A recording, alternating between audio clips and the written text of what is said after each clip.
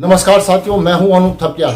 साथियों, आखिर लंबी जहदोजहद के बाद उत्तराखंड में अब निकाय चुनाव होने जा रहे हैं। स्थानीय निकाय के चुनाव शायद अगले महीने हो सकते हैं। जनवरी के आखिरी हफ्ते में तमाम स्थानीय निकाय या बोर्ड गठित हो सकते हैं। तमाम लोगों को अपने अपने क्षेत्र में पंचायतों के अध्यक्ष, पालिकाओं के अध्यक्ष और मेयर मिल सकते हैं।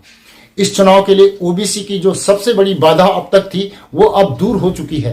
राज्य सरकार ने सुप्रीम कोर्ट के निर्देश के मुताबिक एक सदस्य आयोग का गठन किया था और अब उस आयोग ने अपनी सिफारिशें उपलब्ध करा दी हैं।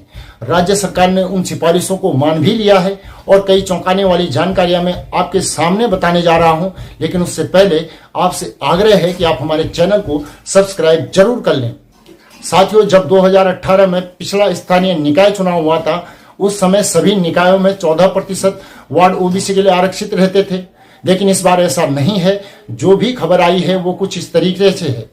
43 नगर पालिकाओं में से 13 के अध्यक्ष ओबीसी होंगे।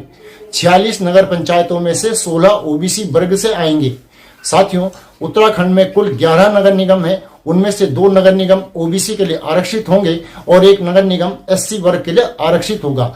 राज्य सरकार अपनी सहूलियत के हिसाब से महिला के लिए सीट भी आरक्षित कर सकती है। महिला ओबीसी भी हो सकती है या फिर महिला एससी भी हो सकती है। सबसे चौंकाने वाला खुलासा यह है कि ऐसा पहली बार होगा जब 14 नगर पालिकाओं में कोई भी ओबीसी का सदस्य वार्ड मेंबर के रूप में चुनकर नहीं आएगा। ऐसी 23 नगर पालिकाएं होंगी जहां पर ओबीसी वार्ड डिक्लेयर नहीं है। वहां से ओबीसी का कैंडिडेट जीतकर नहीं आएगा और यह ज्यादातर सीटें पहाड़ी क्षेत्रों में हैं। अगर कुल मिलाकर देखें तो हरिद्वार का मंगलोर और उधम सिंह नगर का जसपुर, ये 2 स्थानीय निकाय ऐसे हैं जहां पर सबसे ज्यादा ओबीसी आबादी पाई जाती है और 45 में से 50% वार्ड यहां ओबीसी के लिए आरक्षित किए गए हैं। अब चूंकि खेल पूरी तरीके से खुल गया है, तमाम नेता अपनी अपनी गोटियां फिट करने में लगे हुए हैं।